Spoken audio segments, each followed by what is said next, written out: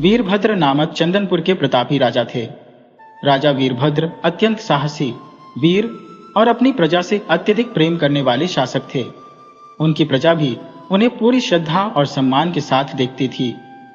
चंदनपुर राज्य की समृद्धि और वैभव चारों दिशाओं में फैल चुका था। यह एक विशाल राज्य था जिसके चारों ओर घने चंदन के वृक्षों से घिरे जंगल थे, और यही कारण था कि इस राज्य का नाम चंदनपुर रखा गया। इसके अलावा यहाँ हीरे की खानें भी थी जो राज्य को और समृद्ध बनाती थी।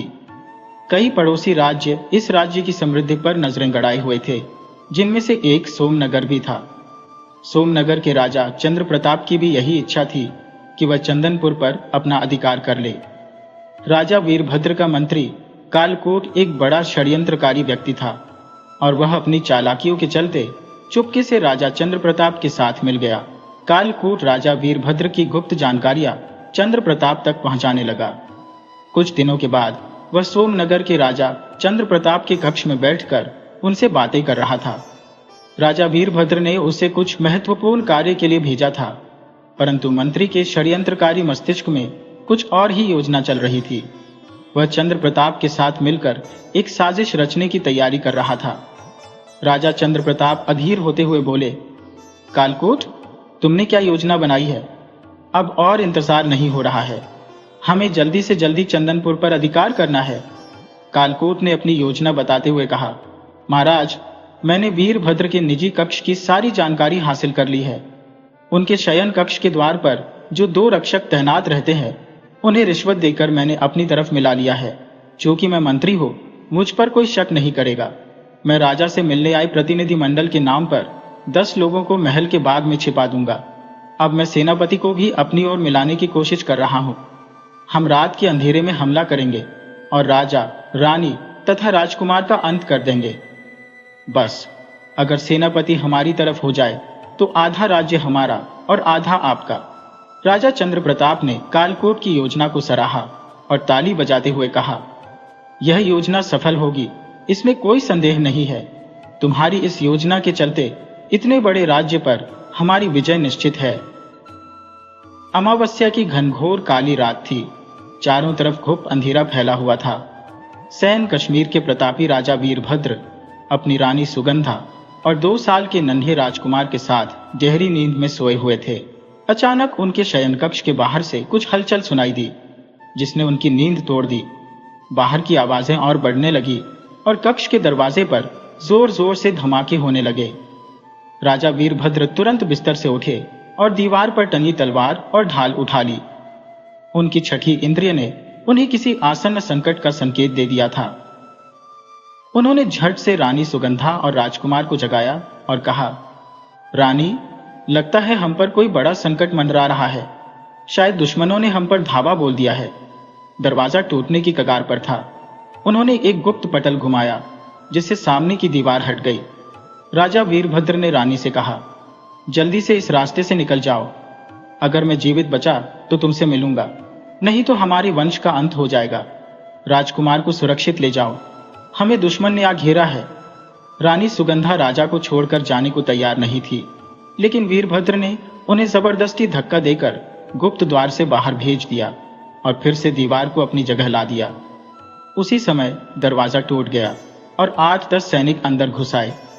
राजा वीरभद्र ने पीछे खड़े मंत्री को देखते ही समझ लिया कि ये सब उसी की करतूत है। अब समझा, तू ही है विश्वासघाती मंत्री। राजा वीरभद्र गरजे। फिर एक भयंकर युद्ध छिड़ गया। जैसा मंत्री ने सोचा था, राजा सोते हुए नहीं बल्कि युद्ध के लिए तैयार मिले, जिससे दुश्मनों के लिए मुश्किल खड़ी हो गई। थोड़ी ही देर में राजा ने अधिकांश सैनिकों को मौत के घाट उतार दिया, लेकिन तभी मंत्री ने पीछे से वार किया। भारी चोट के बावजूद वीरभद्र ने अंतिम प्रहार मंत्री पर कर दिया। इतने में राजा चंद्र प्रताप कक्ष में दाखिल हुआ। उसने मंत्री को तड़पते देखा और क्रोधित होते हुए तलवार से एक घातक वार किया। गद्दारों की यही सजा है, तुझे न तो आधा राज्य मिलेगा, न ही आधा नरक। मंत्री ने अंतिम सांस लेते हुए कहा, राजा चंद्र प्रताप, तुमने धोखा दिया है मुझे। चंद्र प्रताप हंसते हुए बोले, धोखा मैंने नहीं, तुमने अपने राजा के साथ किया है। जो अपने राजा का नहीं हुआ वो मेरा कैसे हो सकता था। फिर चंद्र प्रताप ने वीरभद्र की ओर मुड़ते हुए कहा, राजा वीरभद्र, मैं तुम्हारी वीरता का सम्मान करता हूं। मैं तुम्हें यूं बेवजह मारूंगा नहीं, लेकिन बताओ रानी और राजकुमार कहाँ गए हैं? वीरभद्र ने दृढ़ता से कहा, कभी नहीं बताऊंगा। चंद्र प्रताप ने गुस्से में कहा, तो मरने के लिए तैयार हो जाओ। वीरभद्र ने वीरता से कहा, मैं मरने के लिए तैयार हूं, लेकिन तुम्हें कभी नहीं बताऊंगा। चंद्र प्रताप ने ताली बजाई और उसके सैनिक अंदर घुस आए। इस राजा को बंदी बना लो और कालकोठरी में डाल दो। अब यह राज्य हमारा हो चुका है। सैनिकों ने घायल वीरभद्र को बंदी बना लिया और चंद्र प्रताप का चंदनपुर पर शासन स्थापित हो गया। भयंकर यातनाओं के बावजूद वीरभद्र ने अपनी रानी और राजकुमार का पता नहीं बताया। वक्त धीरे धीरे बीत रहा था और इस घटना को कई बरस गुजर चुके थे। राजा चंद्र प्रताप का बेटा समर प्रताप अब 20 साल का नौजवान बन चुका था। उसे तलवार और भाला चलाने में गजब की महारत हासिल थी। तीरंदाजी और घुड़सवारी में उसका कोई मुकाबला नहीं था। एक बार वह शिकार खेलने निकला और खेलते खेलते बहुत दूर चंदन वन में चला गया। वहां की रहस्यमयी जंगल में भटक कर रह गया। जितना वह बाहर निकलने की कोशिश करता, उतना ही उलझता जाता। उसे समझ नहीं आ रहा था कि कौन सी दिशा में जाए। उसे दिशा का भ्रम हो गया और वह अनजाने में दूसरे राज्य की सीमा में दाखिल हो गया। धूप और प्यास से बेहाल होकर वह एक जगह गिर पड़ा और बेहोश हो गया। जब उसे होश आया तो उसने खुद को एक झोपड़ी के पास पाया। समर प्रताप झटके से उठ बैठा और चारों ओर देखने लगा। उसे याद आया कि वह भूख और प्यास से बेहोश होकर गिर पड़ा था। तभी झोपड़ी में से एक बूढ़ा आदमी अंदर आया। उसके पीछे एक औरत और एक लड़का भी था। वह औरत बोली, वैद्य जी देखिए, इसको क्या हो गया है? हम लोग तो काम पर जा रहे थे, रास्ते में बेहोश पड़ा था। हमने इसे उठाकर आपके पास ले आए। वैद्य जी ने समर प्रताप की जांच की और कहा, यह तो बिल्कुल ठीक है, बस भूख और प्यास से हालत बिगड़ गई है। फिर उन्होंने समर से पूछा, बेटा तुम कौन हो? इस हाल में कैसे पड़े हो? समर प्रताप ने सोचा कि अगर उसने अपना असली परिचय दे दिया और ये लोग दुश्मन हुए तो मुश्किल हो सकती है। इसलिए उसने झूठ बोला, मैं एक व्यापारी का बेटा हूं, व्यापार के लिए जा रहा था और रास्ता भटक गया। वैद्य जी बोले, अच्छा तुम्हारा नाम क्या है? उस लड़के ने पूछा जो उस औरत के साथ था। उसका नाम अरुण था और वह मन लगाकर समर प्रताप की सेवा कर रहा था। समर ने कहा, मेरा नाम समर प्रताप है। वैद्य जी ने उसे ताकत की दवा दी और कहा, इसे खिला देना और खाना खिलाने से यह ठीक हो जाएगा। समर प्रताप को पता चला कि वह माधव नगर राज्य में है। यह जानकर वह खुश हुआ कि उसने अपना असली परिचय नहीं दिया। वैसे भी ये लोग तो मजदूर हैं, इन्हें इन बातों से क्या मतलब? लेकिन फिर भी किसी का भरोसा नहीं किया जा सकता। समर प्रताप ने देखा कि वे लोग बड़ी मुश्किल से अपना जीवन गुजार रहे थे। माँ बेटा दिन भर मेहनत करते थे और शाम को जो कुछ मिलता उससे गुजारा करते। समर प्रताप ठीक हो गया था और जब वह वापस जाने लगा तो उसने अरुण से कहा, तुमने मेरी जान बचाई है, मैं तुम्हारा एहसान कभी नहीं भूलूंगा। तुम मुझसे कुछ भी मांग सकते हो। यह कहकर उसने अपनी जेब से सोने की 10 अशर्फियां निकाली और अरुण और उसकी मां को देने लगा। लेकिन उन लोगों ने अशर्फियां लेने से इनकार कर दिया और कहा, बेटा हमने किसी लालच में तुम्हारी जान नहीं बचाई है, इसलिए इन्हें अपने पास ही रखो। कभी जरूरत पड़ी तो याद रखना कि तुम पर किसी का एहसान नहीं है। समर प्रताप उनके निस्वार्थ सेवा भाव से बहुत प्रभावित हुआ और वापस अपने राज्य में चला गया। समर प्रताप तो चला गया, लेकिन 2-3 दिनों तक उसकी सेवा में लगे रहने के कारण माँ बेटा काम पर नहीं जा सके थे और अब उनके पास खाने के लिए कुछ भी नहीं बचा था। अरुण ने अपनी माँ से कहा, माँ अब हमें कोई काम धंधा करना होगा, ऐसे तो काम नहीं चलेगा। उसकी माँ बोली, काम धंधा करने के लिए कुछ पैसे चाहिए होते हैं और हमारे पास तो कुछ भी नहीं है। तब उसकी माँ ने झोपड़ी के एक कोने में खुदाई की और एक छोटी सी मटकी निकाली। उसमें 100 सोने की अशर्फियां थी। माँ ने अशर्फियां अरुण को देते हुए कहा, यह मेरी सारी जिंदगी की बचत है। बड़ी मुश्किल से मैंने इसे जोड़ा है ताकि विपत्ति के समय काम आए।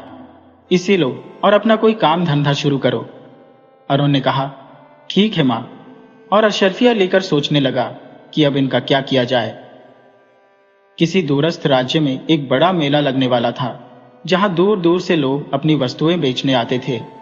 अरुण ने अपनी माँ से कहा, माँ, मैं उस मेले में जाऊंगा और देखूंगा कि हमारे व्यापार के लिए कोई उपयोगी चीज वहां मिलती है या नहीं। उसकी माँ बहुत खुश हुई और कहा, ठीक है बेटा, जरूर जाओ। कुछ दिनों बाद मेला लग गया और अरुण वहां पहुंच गया। वह पूरे मेले में घूम घूम कर चीजें देख रहा था, लेकिन उसे कुछ भी खास नहीं लग रहा था। तभी उसने देखा कि एक जगह पर बहुत भीड़ लगी हुई थी। एक सपेरा अपने सांपों का प्रदर्शन कर रहा था और वो सांप बहुत ही कलाबाजी दिखा रहा था। अरुण को वह सांप पसंद आ गया। उसने सपेरे से पूछा, क्या यह सांप बेचोगे? सपेरे ने जवाब दिया, यह सांप बहुत करामाती है, तुम्हें अमीर बना देगा और तुम्हारे दिन बदल देगा। अरुण ने 30 अशर्फियों में वह सांप खरीद लिया। सांप की पिटारी लेकर वह आगे बढ़ा और मेले की बाकी चीजें देखने लगा। तभी उसने देखा कि एक पिंजरे में एक सुंदर तोता बैठा है। अरुण ने तोते वाले से पूछा, क्या यह तोता बेचोगे? यह मुझे बहुत पसंद है। दुकानदार ने अरुण की उम्र और उसकी इच्छा को देखते हुए कहा, यह तोता बहुत करामाती है, तुम इसे खरीद लो। असल में दुकानदार अरुण को ठगना चाहता था। अरुण ने पूछा, कितने का है? दुकानदार ने कहा, यह 50 अशर्फियों का है। अरुण बोला, मेरे पास 30 अशर्फिया है, क्या तुम इसे इतने में बेच सकते हो? दुकानदार ने कहा, ठीक है, और अरुण ने वह तोता खरीद लिया। अरुण बहुत खुश था और आगे बढ़ते हुए उसने देखा कि एक अद्भुत रंग की बिल्ली बैठी है। कई जानवर थे, लेकिन ऐसी बिल्ली उसने पहले कभी नहीं देखी थी। उसे वह बिल्ली भी बहुत पसंद आ गई। अरुण वैसे भी पशु पक्षियों का प्रेमी था, इसलिए वह भूल गया कि उसकी माँ ने उसे अशर्फिया किस काम के लिए दी थी। उसने बिल्ली की कीमत पूछी। दुकानदार ने कहा, यह बिल्ली 50 अशर्फियों की है। अरुण के पास अब सिर्फ 40 अशर्फिया बची थी, लेकिन उसने वह बिल्ली 40 अशर्फियों में खरीद ली और अपने घर लौट आया। उसकी माँ बड़ी बेसब्री से उसका इंतजार कर रही थी। सोच रही थी कि उसका बेटा कोई फायदे की चीज लेकर आएगा और कोई व्यापार करेगा। जब उसने देखा कि अरुण सांप की पिटारी, तोते का पिंजरा और गोद में बिल्ली ली चला आ रहा है, तो उसने अरुण से कहा, बेटा, ये क्या है? तुम इन्हें क्यों ले आए हो? ये कहां से मिले? अरुण ने बताया, माँ, मैंने इन्हें खरीदा है। माँ ने पूछा, कितने में खरीदा? अरुण ने जवाब दिया, मैंने इन्हें 100 अशर्फियों में खरीदा है। ये सुनते ही उसकी माँ का गुस्सा फूट पड़ा। उसने कहा, क्या तुमने मेरे जीवन भर की कमाई को तोते, बिल्ली और सांप पर लुटा दिया? अब ये अशर्फिया वापस नहीं मिल सकती। लेकिन अब कुछ किया नहीं जा सकता था। माँ ने शोक मनाने के बाद चुपचाप बैठ गई। उसने सोचा कि तोता बहुत अच्छा लग रहा था और बिल्ली भी बहुत प्यारी थी। उसने सोचा, कोई बात नहीं, बेटा है, अशर्फिया बर्बाद कर दी तो अब क्या कर सकते हैं। लेकिन सांप को लेकर माँ का गुस्सा फिर से उबल पड़ा। उसने कहा, इस सांप को तुरंत छोड़कर आओ, ये घर में नहीं रह सकता। अरुण ने कहा, ठीक है माँ, मैं इसे छोड़कर आता हूँ, लेकिन तोता और बिल्ली तो यहाँ रहेंगे। माँ ने कहा, हाँ, इन्हें तुम यहाँ रख सकते हो। अरुण ने सांप की पिटारी उठाई और उसे छोड़ने के लिए जंगल की ओर चल दिया। घने जंगल में पहुंचकर उसने पिटारी खोली और सांप को जमीन पर छोड़ दिया। अरुण बोला, दोस्त, तुम्हारा मेरा सफर यहीं तक था। मैं मजबूर हूं, मैं तुम्हें छोड़ना नहीं चाहता था, लेकिन मां को भी दुखी नहीं कर सकता। अचानक अरुण चौंक गया जब उसने सुना कि सांप ने कहा, जब तुम मुझे छोड़ रहे हो तो कृपया करके मुझे मेरे देश में छोड़ दो, जहां मैं अपने घर पर आराम से पहुंच सकूं, क्योंकि मैं खुद वहां नहीं पहुंच सकता। ये सुनकर अरुण हैरान हो गया। उसने सोचा, ये कौन बोल रहा है? क्या सांप भी बोल सकता है? लेकिन आवाज सांप की ओर से ही आ रही थी। सांप बोला, डरो मत दोस्त, मैं कोई साधारण सांप नहीं हूं, मुझे श्राप मिला हुआ है। मैं सांपों के राजा वासुकी का बेटा सारंग हूं, इसलिए कहता हूं कि तुम मुझे मेरे देश पहुंचा दो। मुझे इस श्राप के कारण मैं अपने यहां खुद नहीं पहुंच सकता। अरुण ने पूछा, कैसा श्राप? अब अरुण की जिज्ञासा बढ़ गई थी। मैं नागलोक का राजकुमार हूं। एक बार मैं अपने साथियों के साथ खेलते खेलते पृथ्वीलोक के जंगल में आ गया। वहां एक ऋषि जी तपस्या में लीन थे और हमने उन्हें परेशान करना शुरू कर दिया। हम उनके साधनों को इधर उधर फेंकते, कभी उनका कमंडल गिरा देते, इसी तरह की शरारतें हम कर रहे थे। अचानक ऋषि जी की आंखें खुल गईं। मुझे देखते ही वे क्रोध में आ गए। मेरे साथी तो भाग गए, लेकिन उन्होंने मुझे श्राप दे दिया, जा, अब तो साधारण सांप की तरह जमीन पर रेंग, ताकि तू किसी को परेशान न कर सके। जब मैं बहुत रोने लगा तो ऋषि जी ने कहा, ठीक है, तुझे मनोरंजन करने का बड़ा शौक है, तो अब तू दूसरों का मनोरंजन करेगा। एक सपेरा तुझे पकड़ेगा और तुझे तमाशा दिखाएगा। फिर एक मनुष्य आएगा और तुझे खरीदेगा, वही तुझे मुक्त करा पाएगा। तू अपनी शक्तियों का उपयोग करके उसकी मदद कर सकता है, लेकिन तू अपने लोक तभी जा सकेगा जब वह तुझे ले जाएगा। अरुण ने पूछा, लेकिन मैं नागलोक कैसे जा सकता हूँ? वहां पहुंचने में कितना समय लगेगा? मेरी माँ यहाँ तब तक बहुत चिंतित हो जाएगी। अरुण की यह बात सुनकर सांप बोला, तुम्हें वहां पहुंचने में बिल्कुल भी समय नहीं लगेगा। मैं तुम्हें वहीं पहुंचा दूंगा, और मेरे पिता तुम्हारे इस उपकार के बदले में तुम्हें कोई ना कोई तोहफा जरूर देंगे, क्योंकि वे मेरे बिना बहुत व्याकुल हो रहे होंगे और मेरी माँ भी बहुत रो रही होगी। जब तुम वहां पहुंचोगे तो बहुत सारे लोग तुम्हारे पास आएंगे और तुम्हें कुछ न कुछ देने की कोशिश करेंगे, लेकिन तुम किसी से कुछ मत लेना। सबसे आखिर में मेरे पिताजी आएंगे। उनकी पहचान ये होगी कि उनके माथे पर मणि होगी। तुम उनसे बस यही कहना कि मुझे सत्य राजा वासुकी की अंगूठी चाहिए। अंगूठी लेकर तुम चले आना। फिर सांप ने कहा, अब तुम आंखें बंद कर लो और मेरे ऊपर बैठ जाओ। अरुण हंसते हुए बोला, मैं तुम्हारे ऊपर कैसे बैठ सकता हूं? लेकिन सांप ने उसे कहा, देखते जाओ। अरुण ने देखा कि सांप का आकार धीरे धीरे बढ़ने लगा। वह इतना विशाल हो गया कि अरुण तो क्या, उस पर कई लोग बैठ सकते थे। अरुण उसकी पीठ पर बैठ गया। सांप ने अरुण से कहा, दोस्त, अपनी आंखें बंद कर लो। मैं इतनी तेजी से जा रहा हूं कि तुम्हें चक्कर आने लगेगा। सचमुच सांप इतनी तेजी से आगे बढ़ रहा था मानो उड़ रहा हो। उसने कहा, मुझे कसकर पकड़े रहना।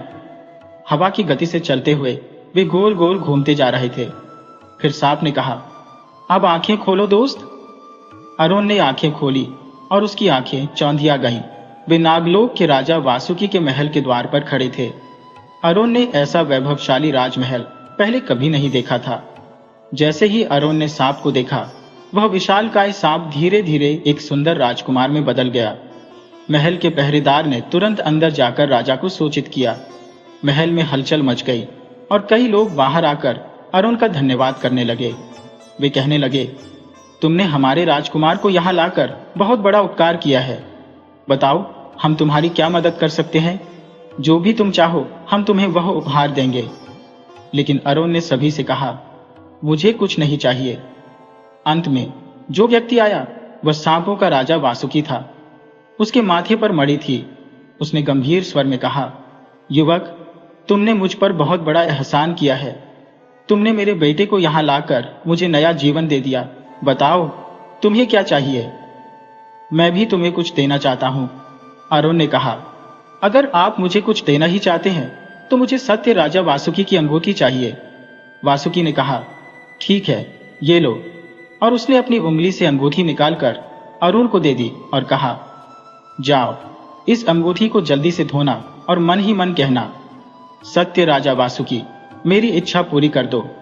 जो भी तुम्हें करना हो इसी प्रकार से करना, ठीक है? और राजा ने अच्छे से अरुण को समझा दिया। राजकुमार सारंग ने अपने पिता से कहा कि अभिनय को वापस भेजना भी जरूरी है। इस पर राजा ने कहा, हाँ बेटा, ये बात तो मेरी याद से निकल गई थी। तभी उन्होंने एक उड़न खटोला मंगवाया और सारंग को दिया।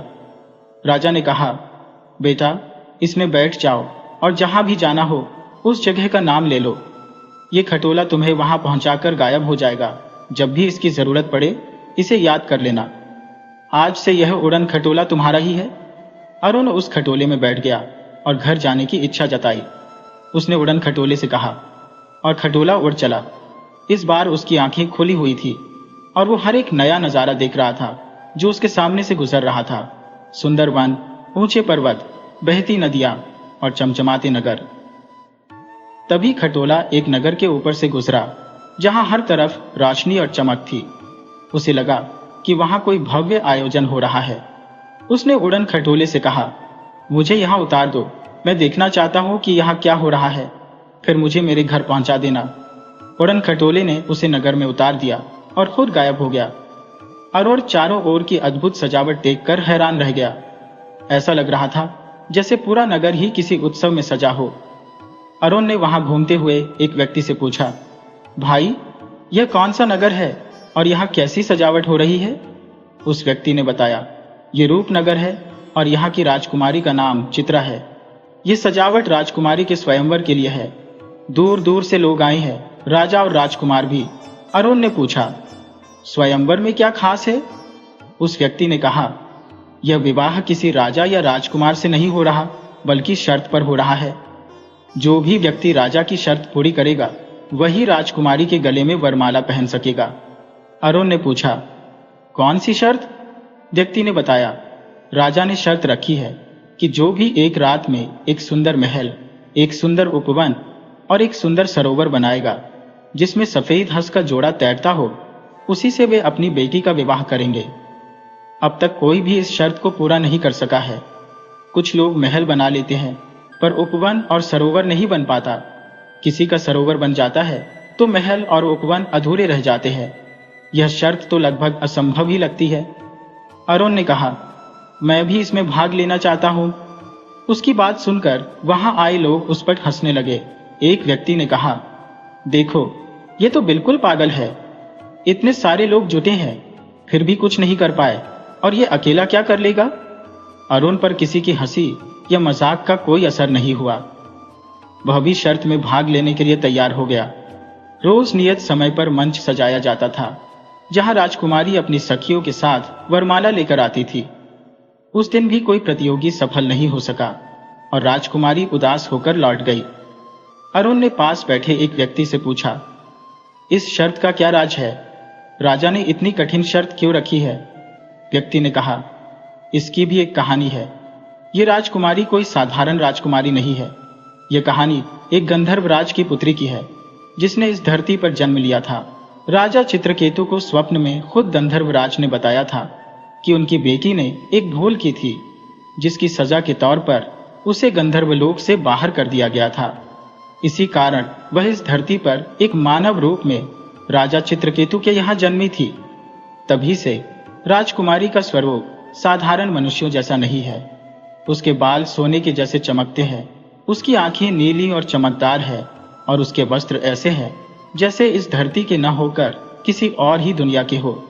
उसके कपड़े हमेशा नए रंगों में बदलते रहते हैं और कभी पुराने नहीं होते। वह कोई साधारण मानव नहीं बल्कि एक दिव्य आत्मा है।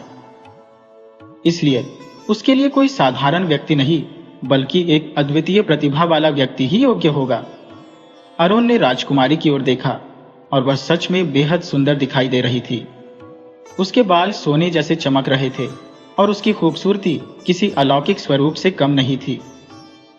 राजकुमारी मंच पर थोड़ी देर रुकी, लेकिन उस दिन भी कोई प्रतियोगी शर्त पूरी नहीं कर पाया और वह धीरे धीरे वापस चली गई। अब बस 2 ही प्रतियोगिता बची थी और उसके बाद स्वयंवर समाप्त हो जाता। अरुण चारों ओर घूम घूम कर यह सब देख रहा था और मन ही मन हंस रहा था कि लोग कैसे ऐसे असंभव कार्य में जुटे हुए हैं। आखिर रात के अंतिम पहर में उसने पानी लेकर उस अंगूठी को धोया और कहा, सत्य राजा वासुकी की अंगूठी की जय हो। अंगूठी मेरे लिए एक अद्वितीय महल, फूलों का बना हुआ उपवन और एक सुंदर सरोवर बना दे जिसमें सफेद हंसों का जोड़ा तैरता हो। ये सब धरती पर सबसे विलक्षण और सुंदर हो।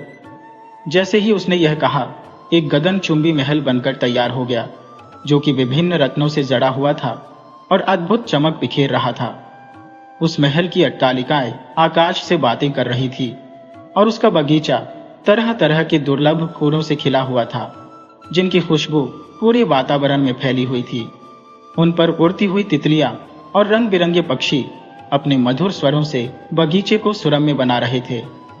संगमरमर की मूर्तियों वाले फव्वारे और सुंदर वृक्षों पर लिपटी बेलें उस उपवन की शोभा बढ़ा रही थी। वही सरोवर भी बहुत सुंदर था जिसके किनारे खूबसूरत पेड़ लगे हुए थे। उस सरोवर में सफेद हंसों का जोड़ा तैर रहा था। जिसने भी यह दृश्य देखा उसकी आंखों को विश्वास नहीं हुआ कि ऐसा कुछ भी इस धरती पर संभव हो सकता है। जब लोगों को पता चला कि यह सब अरुण ने बनवाया है तो वे सभी उसे घेर कर खड़े हो गए और उससे पूछने लगे, भाई क्या तू कोई जादूगर है? जो लोग पहले उसकी हंसी उड़ा रहे थे वे अब उससे पूछने लगे, भाई तू कौन है?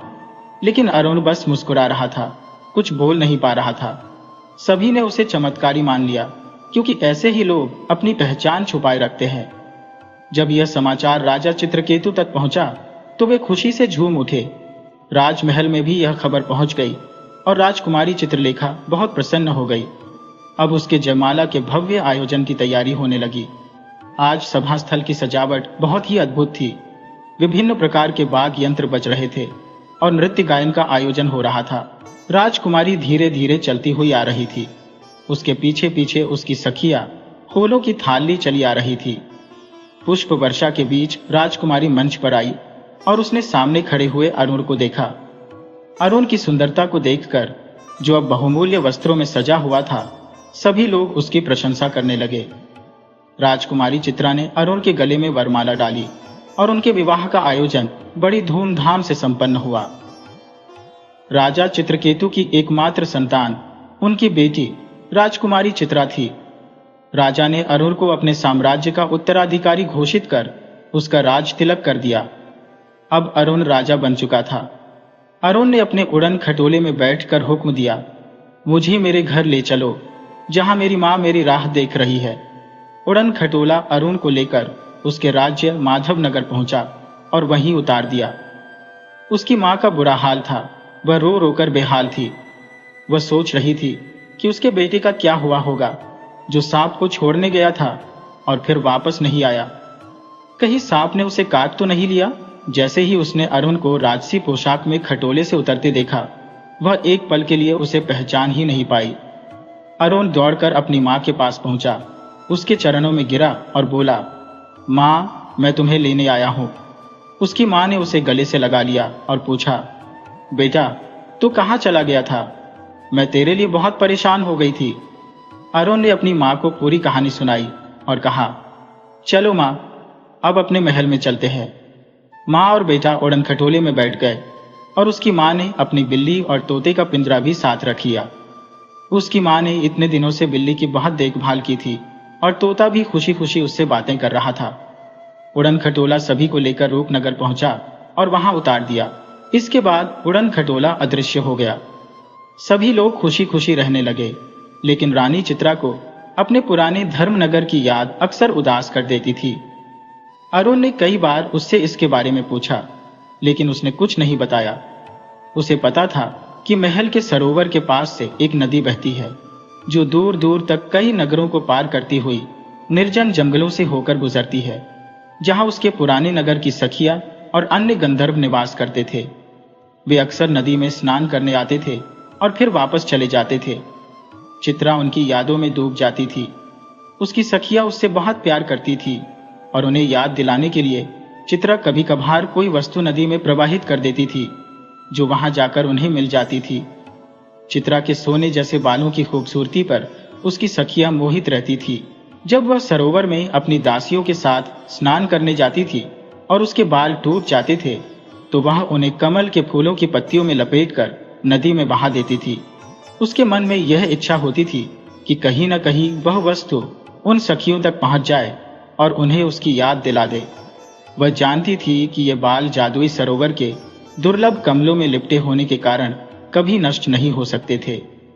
एक दिन नहाते समय उसके कुछ बाल टूटे। उसने उन्हें कमल की पत्तियों में लपेटकर नदी में बहा दिया। नदी की प्रवृत्ति है कि वह बहती रहती है और उसके साथ जो चीजें मिलती है उन्हें भी वह बहाकर ले जाती है। वह पत्तियां नगरों, गांवों और जंगलों को पार करती हुई चंदनपुर के राजकुमार समर प्रताप के पास पहुंच गई, जो उस समय जंगल में शिकार के लिए आया हुआ था। प्यास से व्याकुल होकर वह नदी में पानी पीने गया। जब उसने अंजलि में भरकर पानी पिया और खड़ा हुआ, तो उसकी नजर एक कमल के फूल की पत्तियों पर पड़ी, जो बहती हुई चली आ रही थी। उसने वह पत्तियां उठा ली और जब उन्हें खोला तो चमकते हुए सोने के बाल देखकर हैरान रह गया। सोने के बाल भला किसके हो सकते हैं? लेकिन उन बालों में कुछ ऐसा आकर्षण था कि वह जितना उनके बारे में सोचता, उतना ही उनके प्रभाव में डूबता जाता। धीरे धीरे उसके मन में एक कल्पना जन्म लेने लगी और वह उन बालों के मालिक की छवि में खोता चला गया। घर लौटने के बाद उसने खुद को एक अनजानी उदासी में डूबा पाया, जैसे कोई अज्ञात शक्ति उसे लगातार आकर्षित कर रही हो। वह दिन रात उसी लड़की की कल्पना में खोया रहता जिससे उसके सोने के बाल मिले थे। उसने खुद को एकांत में समेट लिया, किसी से बात नहीं करता, जैसे उसकी दुनिया वही सोने के बालों की रहस्यमयी लड़की बन गई हो। उसके दिल में बार बार यह ख्याल आता, जिसके बाल सोने के हैं वो खुद कितनी सुंदर, कितनी अद्वितीय होगी। राजकुमार समर प्रताप की स्थिति को देखकर उसके पिता राजा चंद्र प्रताप चिंतित हो गए। उन्होंने सुना कि समर प्रताप ने खाना पीना छोड़ दिया है, तो उसे बुलाकर पूछा, बेटा क्या बात है जो तुम इतने उदास और परेशान हो? समर प्रताप ने सिर झुकाकर जवाब दिया, पिताजी मैं उसी लड़की से शादी करूंगा जिसके बाल सोने के हैं। यह सुनकर राजा हंसने लगे और बोले, ऐसी कौन सी लड़की होगी जिसके बाल सोने के हो? समर प्रताप ने सोने के बाल दिखाए तो राजा को मानना पड़ा कि यह बाल सच में सोने के ही है। लेकिन अब सवाल था, ऐसी लड़की को ढूंढा कैसे जाए? राजा चंद्र प्रताप गहरी सोच में डूब गए। तभी समर प्रताप ने दृढ़ता से कहा, पिताजी वो आप जाने, मैंने तो अपना फैसला सुना दिया है। कहकर समर प्रताप वहां से चला गया। अब राजा चंद्र प्रताप के पास एक बुजुर्ग सलाहकार थी जो हर राज की जानकार और बड़ी चतुर मानी जाती थी। उसका नाम सलाह था और वह गुप्तचर के कार्यों में राजा की मदद किया करती थी। चंद्र प्रताप ने उसे बुलाया और अपनी समस्या उसके सामने रखी। सलाह ने हंसते हुए कहा, महाराज ये तो चुटकियों का काम है। मैं आसमान में छेद कर सकती हूँ और उसमें फूल खिला सकती हूँ। ये काम तो बहुत आसान है, आप निश्चिंत रहे। सलाह ने समर प्रताप से पूछा, ये बाल किस दिशा से आए थे? समर प्रताप ने बताया कि वे उत्तर दिशा से आए थे। सलाह ने सैनिकों को बुलाया और आदेश दिया, उत्तर दिशा में 100 योजन की दूरी तक नदी किनारे पड़ने वाले हर राज्य में जाकर पता लगाओ कि वहां कौन सी रानी या राजकुमारी है जिसके बाल सोने के हो। सैनिकों ने कहा, जैसा आदेश महाराज, और वे तुरंत निकल गए। कुछ ही दिनों में उन्होंने आकर बताया कि यहां से 80 योजन की दूरी पर एक राज्य है, रूपनगर, जहां की रानी के बाल सोने के हैं।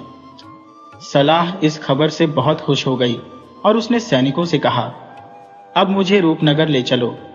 सैनिकों ने उसे रूपनगर पहुंचाया। वहां पहुंचकर सलाह ने खुद को एक भले घर की बुजुर्ग महिला के रूप में पेश किया। वह अरुण के महल में पहुंची, जहां उसे रानी चित्रा के सामने पेश किया गया। चित्रा का रूप देखकर सलाह स्तब्ध रह गई, जैसे उसकी आंखें वहीं ठहर गईं। चित्रा ने पूछा, आप कौन है? सलाह ने खुद को संभालते हुए कहा, बेटी मुझे नहीं पहचाना? मैं तुम्हारी बुआ हूं। चित्रा को याद आया कि उसकी कोई बुआ नहीं है, लेकिन उसने सोचा कि इसे न पहचानने से इसे दुख होगा, इसलिए उसने ज्यादा कुछ नहीं पूछा और सलाह के चरण छूकर आशीर्वाद लिया। सलाह का महल में बड़ा स्वागत हुआ और सब उसे बुआ कहने लगे। अरुण की मां उस समय तीर्थ यात्रा पर थी, तो सलाह ने महल में अपनी जगह बना ली। वह अक्सर चित्रा से मीठी मीठी बातें करके उसके दिल की बात निकालने की कोशिश करती। अरुण राजकाज के कारण हमेशा महल में नहीं रह सकता था, तो इस दौरान सलाह चित्रा के मन में शक के बीज बोने लगी। एक दिन सलाह ने चित्रा से कहा, बेटी यह अरुण तो गरीब है, तुम राजकुमारी हो, फिर तुमने इससे शादी कैसे कर ली? ये तो तुम्हारे योग्य ही नहीं है। चित्रा ने सोचा, बुआ कितनी भली है कि अपने ही भतीजे का पक्ष न लेकर मेरे हित की बात कर रही है। उसने जवाब दिया, बुआ मैंने यह कभी नहीं सोचा। अरुण साधारण नहीं है, उसके पास जादुई शक्तियां हैं जो आप भी नहीं जानती। सलाह ने धीरे से कहा, अच्छा लेकिन तुम कैसी पत्नी हो जो अपने पति की इन शक्तियों के बारे में कुछ नहीं जानती? अगर अरुण तुमसे सचमुच प्रेम करता है तो वह तुमसे कुछ नहीं छुपाएगा। आज से तुम उसे पूछ कर देखना, फिर तुम्हें पता चल जाएगा कि उसका प्रेम सच्चा है या दिखावा। सलाह की बातों ने चित्रा के मन में शक पैदा कर दिया, जबकि पहले कभी उसके मन में ऐसी कोई बात नहीं आई थी। अब वह अपने पति की परीक्षा लेने के लिए बेचैन हो गई कि क्या अरुण सच में उससे प्रेम करता है या सिर्फ दिखावा करता है। चित्रा ने एक दिन मौका पाकर अरुण से पूछा, स्वामी आप मुझसे कितना प्रेम करते हैं? अरुण ने थोड़ा हैरानी से पूछा, चित्रा ये कोई पूछने वाली बात है? मैं तुमसे बहुत प्रेम करता हूं। इस पर चित्रा ने कहा, तो फिर आप मुझसे कोई बात क्यों छुपाते हैं? आपने मुझे कभी यह नहीं बताया कि आपने रातों रात महल, सरोवर और बाग कैसे बना लिए थे? अरुण मुस्कुराते हुए बोला, अरे तुमने कभी पूछा ही नहीं और मुझे याद नहीं रहा। इसमें कौन सी बड़ी बात है? मेरे पास एक चमत्कारी अंगूठी है जिससे जो भी मांगो मिल जाता है। यह सुनकर चित्रा बहुत खुश हो गई। अगले दिन उसने सलाहकार से मिलकर कहा, बुआ जी, आप तो मुझे शक करा रही थी, पर उन्होंने तुरंत ही बता दिया कि उनके पास एक चमत्कारी अंगूठी है और उसी से उन्होंने ये सब किया।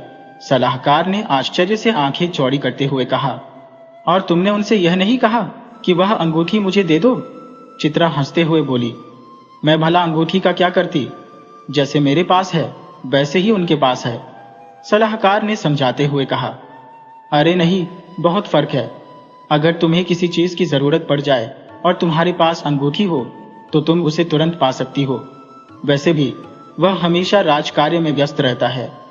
तुम्हारे पास रहना ज्यादा सही रहेगा, लेकिन असली बात तो यह है कि वह तुम्हें अंगूठी देगा या नहीं, यह भी देखना चाहिए। चित्रा आत्मविश्वास से बोली, वे मुझे अंगूठी दे देंगे, इसमें कोई शक नहीं। सलाहकार ने कहा, विश्वास और सच में होना दो अलग बातें हैं, आजमा कर देख लो। चित्रा ने अरुण से कहा, स्वामी, वह अंगूठी मुझे दे दीजिए, मैं उसका उपयोग करना चाहती हूँ। अरुण ने हंसते हुए कहा, इसमें कौन सी बड़ी बात है? ये लो, जैसे मेरे पास थी अब तुम्हारे पास है।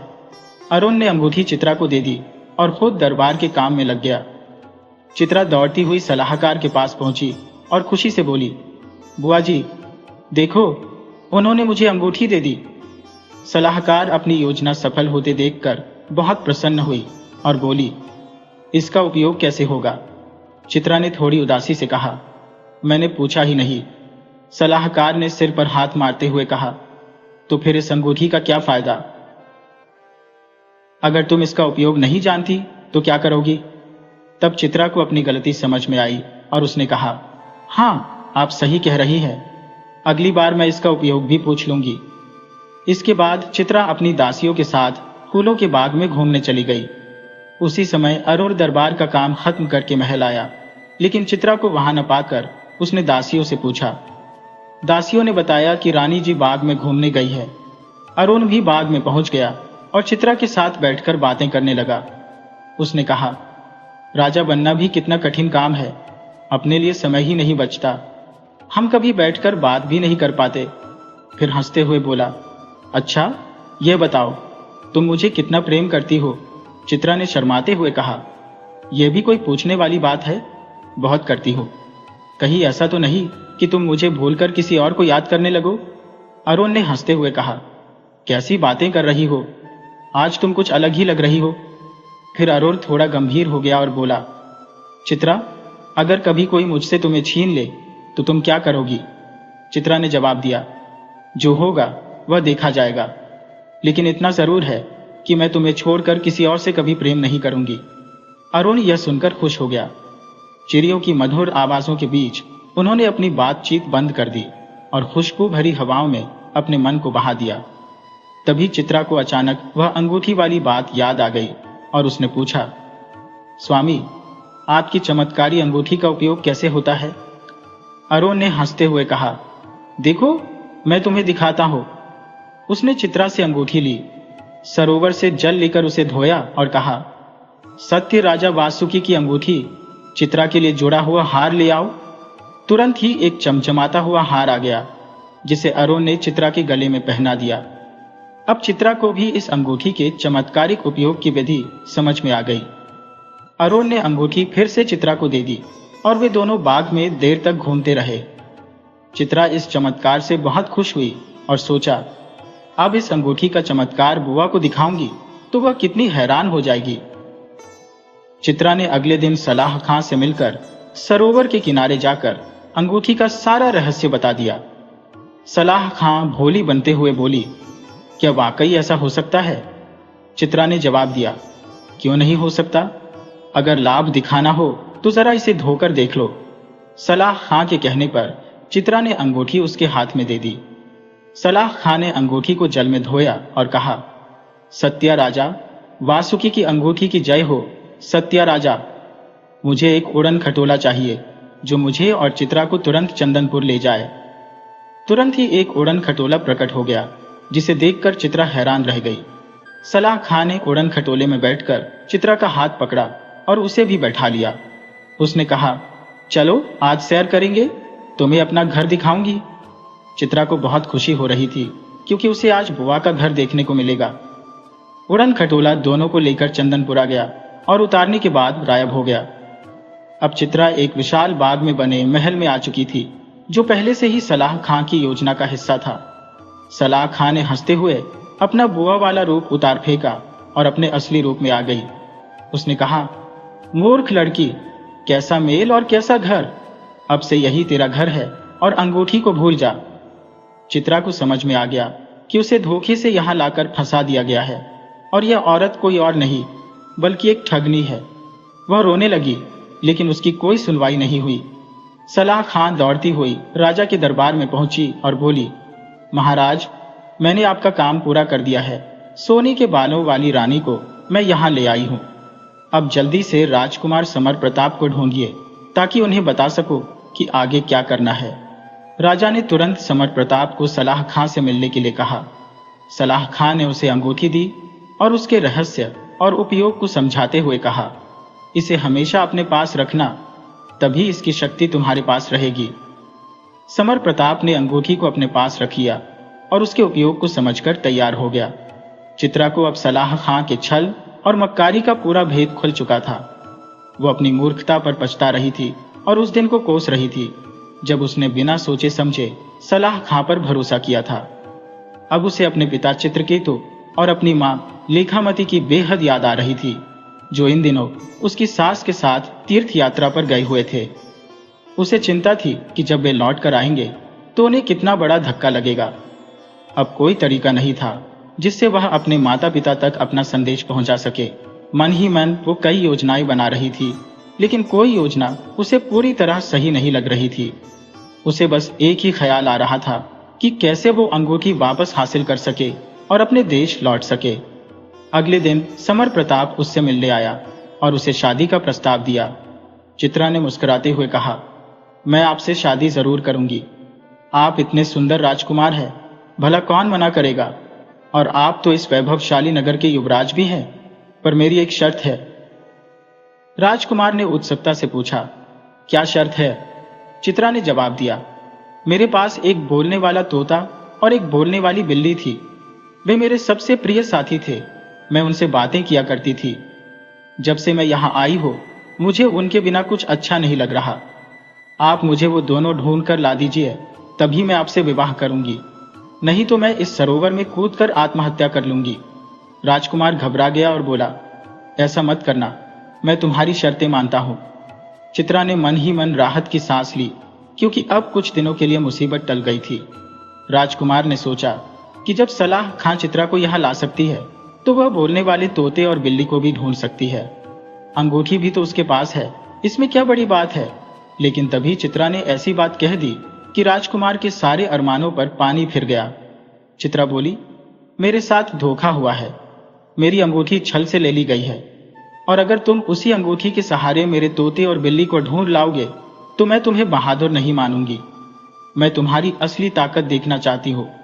इसलिए अगर तुम बिना अंगूठी का प्रयोग किए उन्हें ला सको तो ही मैं तुम्हारी बहादुरी को मानूंगी।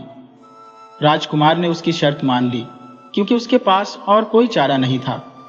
वह जल्दी आने का वादा करके महल लौट गया। इधर जब वरुण लौट कर आया और उसने चित्रा को गायब पाया तो वह बेहद परेशान हो गया। जब उसने दासियों से पूछा तो पता चला कि चित्रा बुआ के साथ सरोवर की ओर गई थी और फिर कभी वापस नहीं आई। वरुण के मन में पहले से ही कुछ शंका थी, जो अब सच साबित हो रही थी।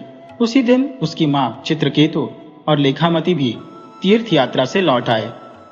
जब उन्होंने महल में सन्नाटा देखा तो दासियों से पूछा कि क्या हुआ। दासियों ने पूरी बात बताई कि कोई बुआ आई थी और वह चित्रा का अपहरण करके ले गई। अरुण की मां ने तोते और बिल्ली को अपने साथ इसलिए ले लिया था क्योंकि वे दोनों बहुत ही चतुर थे। हर बात की जानकारी रखते थे और सही दिशा में मार्गदर्शन करते थे। जब उनकी माँ को पूरी सच्चाई पता चली तो उन्होंने कहा, अब तुम लोग चित्रा की खोज में लग जाओ और पता करो कि वह कहाँ है। तोते और बिल्ली ने तुरंत हामी भरी और अपनी खोज यात्रा पर निकल पड़े। उनका अब यही एकमात्र काम रह गया था। वे उड़ते हुए गांव शहरों का जायजा लेते और जहां भी जरूरी लगता वहीं रुक जाते। हर पेड़, हर घर, हर आंगन में उन्होंने चित्रा की खोज की। ऐसे ही कई दिन बीत गए। अंततः एक दिन वे एक दूरस्थ इलाके में पहुंचे जिसकी दूरी करीब 80 योजन थी। अब उनकी निगाहें चंदनपुर पर टिकी थी। चंदनपुर में सबसे पहले वे उस बाग में पहुंचे जहां एक महल बना हुआ था। तोते को वहां लगे आम के पेड़ बहुत आकर्षित कर रहे थे, इसलिए उसने पहले वहीं जाने का निर्णय लिया। बिल्ली भी उसके पीछे पीछे चल दी। तोता पेड़ पर बैठकर रसीले आम खाने में मशगूल हो गया। दूसरी ओर चित्रा उस दिन बहुत उदास थी, इसलिए वह महल के ऊपर वाले झरोखे पर आकर खड़ी हो गई। तभी तोते ने इधर उधर देखा और उसकी निगाहें झरोखे पर खड़ी चित्रा पर जा टिकी। उसने उसे तुरंत पहचान लिया। चित्रा भी चौकन्नी हो गई क्योंकि वह तोते की आवाज पहचानती थी। बिल्ली ने भी पूरे महल की छानबीन कर ली थी, बस झरोका ही बाकी था। जब वह झरोखे तक पहुंची तो उसने भी चित्रा को देखा। तोते के मुंह से आम छूट गया और वह खुशी से टहलने लगा। चित्रा ने तोते को बुलाया तो वह झट से उड़कर उसके पास आ गया। बिल्ली ने तोते को देखा और पूछा, तुम यहां कैसे आए? चित्रा ने बिल्ली की आवाज सुनी और उसे देखकर चौंक पड़ी। बिल्ली कूदकर चित्रा की गोद में चढ़ गई और तोता उसके कंधे पर बैठ गया। चित्रा कभी बिल्ली को सहलाती तो कभी तोते को। उसकी आंखों में खुशी के आंसू बहने लगे। तीनों खुशी से बातें करने लगे। तोते और बिल्ली की खोज अब पूरी हो चुकी थी। बिल्ली ने बताया, सब तुम्हें लेकर बहुत परेशान हो रहे हैं। चित्रा ने जवाब दिया, मेरी अंगूठी समर प्रताप के हाथों में चली गई है। बुआ यहाँ की गुप्तचर निकली और उसने धोखे से मुझसे अंगूठी छीन ली। अब हमें अंगूठी वापस कैसे हासिल करनी है? तीनों ने मिलकर योजना बनानी शुरू की कि कैसे अंगूठी वापस लाई जाए। बिल्ली समर प्रताप के महल में पहुंच गई और उसका पीछा करने लगी। उसने देखा कि समर प्रताप दिन भर अंगूठी को अपने हाथ में पहने रखता है और रात में उसे अपने मुंह में रखकर सोता है। बिल्ली बहुत चालाक थी। उसने एक तरकीब सोची। रात में जब समर प्रताप गहरी नींद में था और अंगूठी उसके मुंह में थी तो बिल्ली पलंग के नीचे छिपकर इंतजार करने लगी। तभी उसने देखा कि चूहों की बारात निकल रही है। आमतौर पर बारात में दूल्हा आगे होता है, लेकिन चूहों के यहाँ इसका उल्टा होता है। दूल्हा सबसे पीछे रखा जाता है ताकि किसी आपदा की स्थिति में उसे बचाया जा सके। बिल्ली ने मौका ताड़ लिया और दूल्हे पर झपट्टा मारा। उसने उसे अपने मुंह में पकड़ लिया। यह देखकर चूहों का राजा और रानी रोते हुए बिल्ली के सामने आए और बोले, यह हमारा इकलौता बेटा है। हम उसका विवाह कराने का इंतजार कर रहे थे। उसे छोड़ दो, बदले में तुम हमें खा सकती हो। बिल्ली बोली, मुझे तुम्हें नहीं खाना है, बस मेरा एक काम कर दो, फिर मैं इसे छोड़ दूंगी। चूहों के राजा और रानी ने कहा, बताओ कौन सा काम? हम तो अपनी जान भी दे सकते हैं, लेकिन हमारे बेटे को छोड़ दो। बिल्ली ने कहा, जान देने की जरूरत नहीं है, बस इस राजकुमार की नाक में अपनी पूंछ डाल दो। चूहे बोले, ये कौन सा बड़ा काम है? तुरंत ही चूहों के राजा और रानी ने अपनी पलटन को आदेश दिया। सारे चूहे पलंग पर चढ़ गए और राजकुमार समर प्रताप की नाक में पूंछ डालने लगे। राजकुमार को छींक आने लगी और वह जोर जोर से चीखने लगा। इतनी ही देर में सारे चूहे 9-2-11 हो गए। छींकते ही अंगूठी मुंह से निकलकर दूर जा गिरी। बिल्ली तो इसी पल का इंतजार कर रही थी। उसने तुरंत ही अंगूठी उठाई और 9-2-11 हो गई। इधर जब समर प्रताप कुछ संभला तो उसे पता चला कि अंगूठी उसके मुंह से निकलकर कहीं गिर गई है। उसने पूरे कक्ष की खाक छान मारी, लेकिन अंगूठी का कहीं अता पता नहीं चला। वे बेहद चिंतित हो गए। समर प्रताप ने आसमान और जमीन एक कर दी, पर अंगूठी उसे नहीं मिली। उसने हाहाकार मचा रखा था, सारे नौकरों को जुटा रखा था, सभी अंगूठी खोजने में लगे हुए थे। धीरे धीरे यह खबर पूरे महल में फैल गई कि राजकुमार समर प्रताप की जादुई अंगूठी गायब हो गई है। यह खबर सलाहकार तक भी पहुंच गई। उसने कहा, यह तो बड़ी गड़बड़ हो गई है, जल्दी से चित्रा के महल की ओर बढ़ो वरना वह यहाँ से रफू चक्कर हो जाएगी। यह जरूर उसकी कोई चाल है। उधर चित्रा के महल में बिल्ली पहुंचने ही वाली थी। एक व्यक्ति ने जब इतनी सुंदर और अनोखी बिल्ली को देखा तो उसकी आंखें चमक उठी। वह व्यक्ति पशु पक्षियों का व्यापारी था। उसने तेजी से बिल्ली को पकड़ लिया। उधर तोता जो बिल्ली के पास ही था, उसने यह मंजर देखा। बिल्ली ने तुरंत ही मुंह से अंगूठी निकालकर जमीन पर डाल दी। तोते ने झपट्टा मारा और अंगूठी को मुंह में दबाकर ऊपर उड़ गया। अब तोता बिल्ली की नजरों से ओझल हो गया और बिल्ली अब अंगूठी के बारे में निश्चिंत हो गई। उसने व्यापारी की आंखों में पंजे से जोरदार वार किया, जिससे वह कराहता रह गया और बिल्ली वहां से निकल भागी। तोता चित्रा से कह रहा था, राजकुमारी जी, जल्दी से उड़न खटोला मंगा लीजिए और यहाँ से निकल चलिए।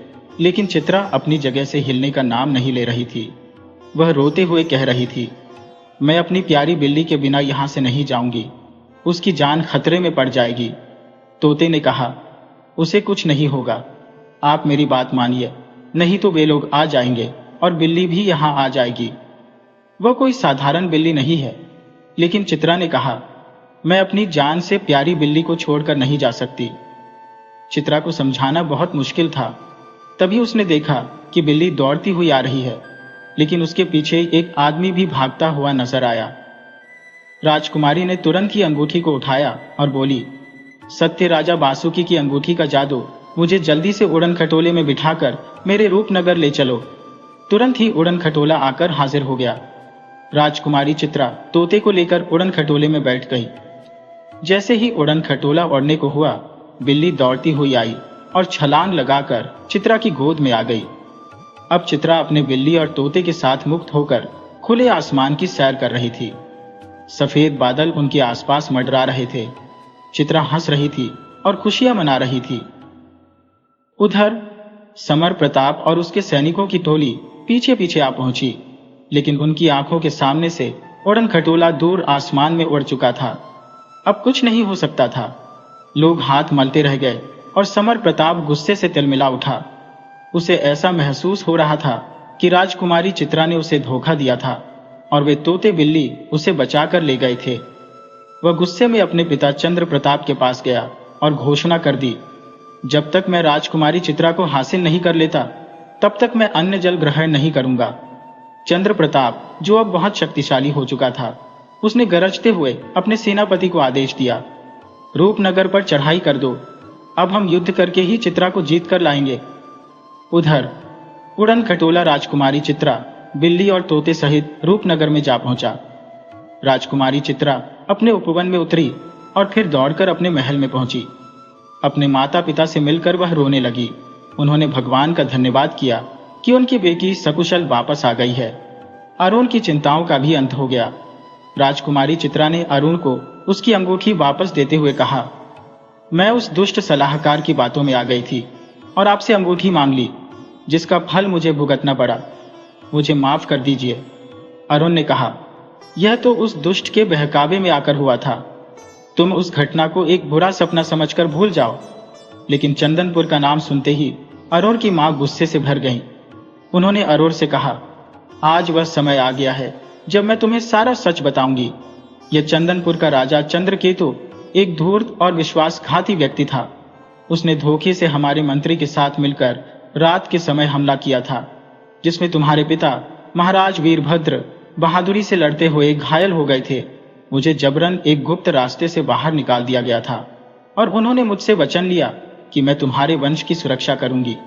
उन्होंने दरवाजा बंद कर दिया और मुझे यह पता नहीं चल पाया कि तुम्हारे पिता महाराज वीरभद्र का क्या हुआ, लेकिन मैं तुम्हें वहां से सुरक्षित निकालने में सफल रही।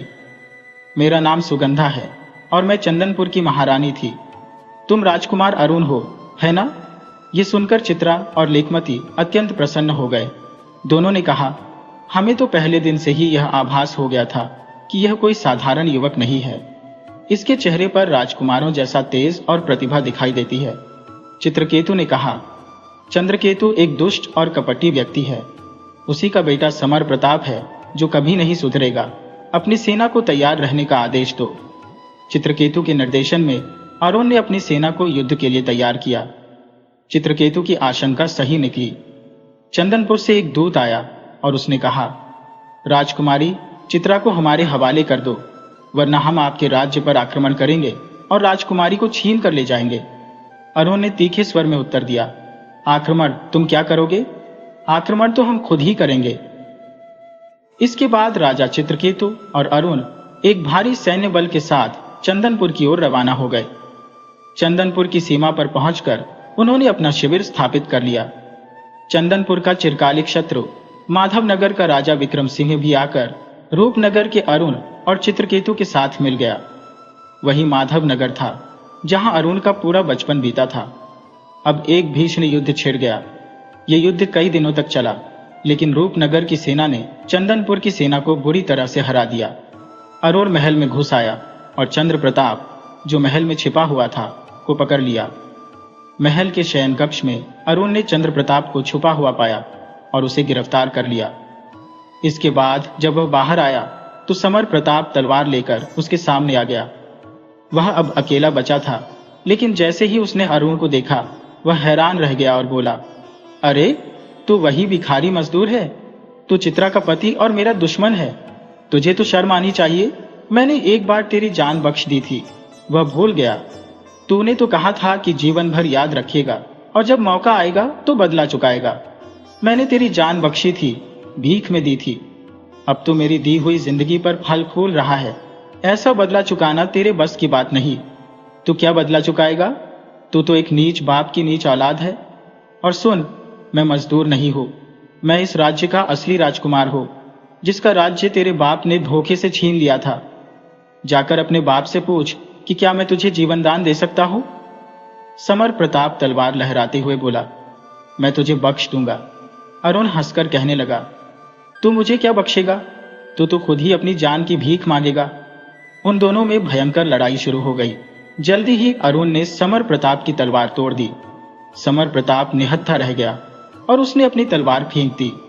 फिर दोनों में मल्लयुद्ध होने लगा और अरुण ने जल्द ही समर प्रताप को परास्त कर दिया। समर प्रताप को भी गिरफ्तार कर लिया गया।